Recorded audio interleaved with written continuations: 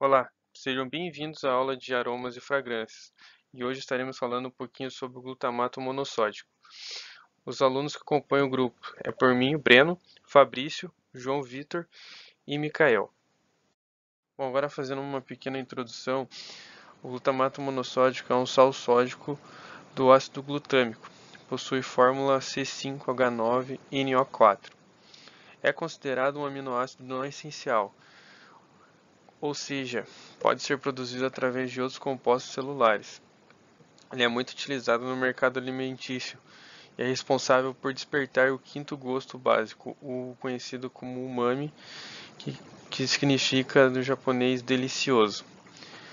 No Brasil, com base na quantidade produzida, estima-se um consumo de 1 grama por pessoa, e nos países asiáticos essa quantidade pode chegar a 4 gramas por pessoa. Falando um pouco sobre o mercado do glutamato monossódico, os maiores produtores de glutamato estão localizados no sudeste da Ásia. Está entre os países do Japão, Coreia e Taiwan. Possui como os principais fabricantes a Ajinomoto. Está presente em 35 países diferentes e 121 fábricas pelo mundo. No ano de 2018, teve um faturamento próximo de 10,1 bilhões de dólares. Outra empresa muito conhecida é a Fulfeng, que até 2011 era um dos maiores produtores mundiais de glutamato monossódico, com uma capacidade total de 750 mil toneladas por ano.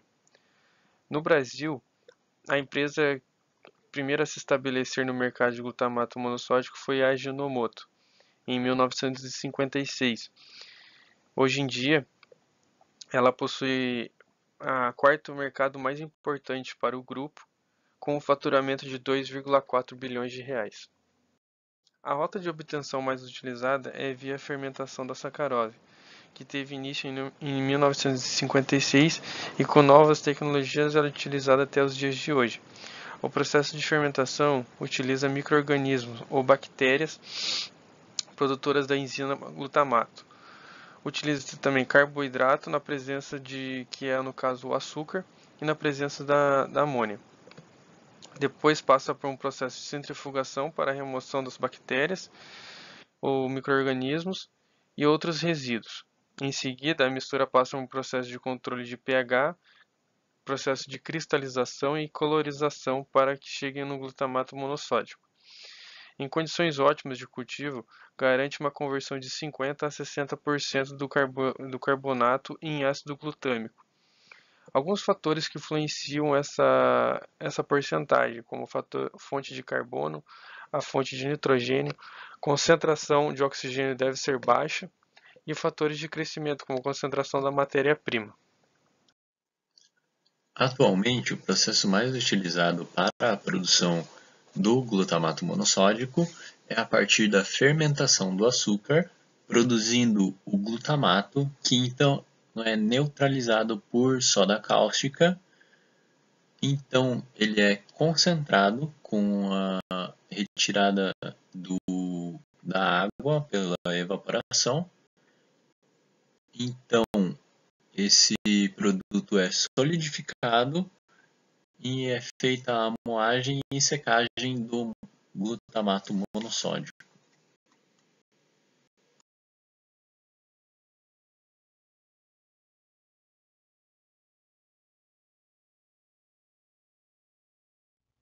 Olá, vou falar um pouquinho sobre o PFD do glutamato monossódico. Esse PFD está um pouquinho diferente, está um pouquinho mais didático, então foi o que a gente conseguiu encontrar para fazer esta apresentação. Então é inserido em um biofermentador, micro-organismos que vão fazer a fermentação, no nosso caso da cana-de-açúcar, e depois com o processo é feito o ácido glutamônico, que ele vai estar diluído. Então é feito a cristalização com a ajuda de um ácido. Após isso é feita uma etapa de separação do ácido glutamônico e passa depois para um processo de neutralização com hidróxido de sódio. Após isso é feita uma descoloração uma nova cristalização desse produto, então ele é secado, embalado e vendido. Bom, falando um pouco sobre as aplicações, a aplicação do glutamato monossódico ele é utilizado ali em alimentos com o objetivo de proporcionar o gosto umami, também chamado do quinto gosto básico, e pela legislação brasileira, ele é tratado como um realçador de sabor, né? Ele vai ser utilizado ali para equilibrar e harmonizar já a percepção total do sabor do alimento aplicado, onde é aplicado, né? Já que o glutamato monossódico puro não tem necessariamente por si só um gosto saboroso. Ele só é saboroso quando aplicado aos alimentos, certo? Ele também é utilizado para reduzir as concentrações de cloreto de sódio, né? E apesar de ter sódio na molécula, ele possui concentração máxima 2 vezes mais baixa do que no cloreto de sódio.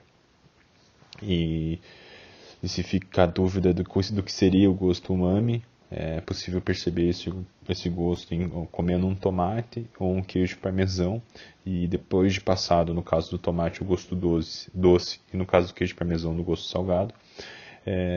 O que continuaria, na verdade, ali seria o gosto umami.